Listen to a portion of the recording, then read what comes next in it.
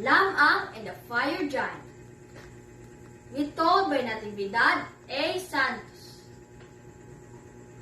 Long, long ago, there was no fire on earth. It was cold. The people needed fire to keep them warm. But the only fire on earth was guarded by an ugly and selfish giant who lived in a cave deep in the forest. The people were so afraid of him. A young man named Lamang saw how the people in his village suffered from cold.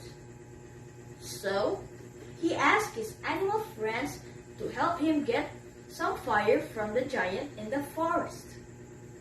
A bullfrog, a horse, a cat, a dog, and a lion said that they will help steal some fire from the giant. They also needed fire to keep them warm on cold nights. Lamang thanked his animal friends and told them on his plan. He told the people to stay in the village. Then he asked the bullfrog to wait by the pond outside the village. Farther away from the bullfrog, he asked the horse to wait by the sapalo tree. Farther away from the horse, he asked the cat to wait on the top of a big rock. And still farther away from the cat, he asked the dog to wait near the entrance of the giant's cave. Finally, he told everybody to wait quietly for his signal. So they waited and waited and waited. Lamang, being very brave, went into the fire giant's cave. The giant sat in the front of his fireplace, so no one could steal his fire while he was asleep. Lamang went near the sleepy giant. The people in the village are suffering from the cold. You must give them some of your fire. Oh, fire giant! Lamang bravely told the horrible fire giant. Foolish young man, can't you see that I'm the guardian of this fire? Nobody can even just get a little spark of that fire. The fire giant roared angrily at Lamang. He stood in front of his fireplace. You cannot scare us anymore, selfish fire giant. You have been selfish long enough. Lamang shouted back at the fire giant. Then he went to the window and gave the signal to the lion nearest to the giant's house. Upon hearing the signal, the lion roared his loudest roar. When the other heard this, all together the dog barked his loudest bark. The cat meowed his loudest meow. The horse neighed his loudest neigh.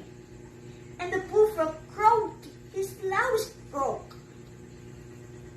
They made such a loud and strange noise that it frightened the selfish giant. Lamang's plan worked. When the giant rushed out of his house, Lamang took a burning stick. So he chased him, and giant soon saw Lamang running away with a burning stick. So he chased him in giant steps. Lamang gathered all his strength. Lamang ran as fast as he could, but the giant is much bigger than. So he gathered all his strength and ran till his legs almost gave up. I can't give up now. I must pass on this burning stick to my friends as we had planned. I must keep running, he told himself. And he ran on with all his might.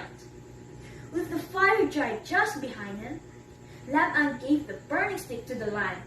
The lion leaped his biggest leap and gave the burning stick to the dog. The dog ran his fast as ran and gave the burning stick to the cat. The cat flashed away like lightning and gave the burning stick to the horse. The horse galloped his largest gallop and finally gave the burning stick to the bullfrog. This made the giant very, very angry. He roared and beat his chest and made the biggest that he could and caught the bullfrog by its tail. The bullfrog was so frightened, but he knew that he must bring the burning stick to the people. Whatever happens, Ribbit, I must pass this stick to the people, Ribbit, as we had planned. Ribbit, he told himself. So he stretched his body until his eyes bulged out. He made the biggest leap he could and landed where the people were waiting. The bullfrog was very happy. Even if he lost his tail, he left it in the fire giant's hand.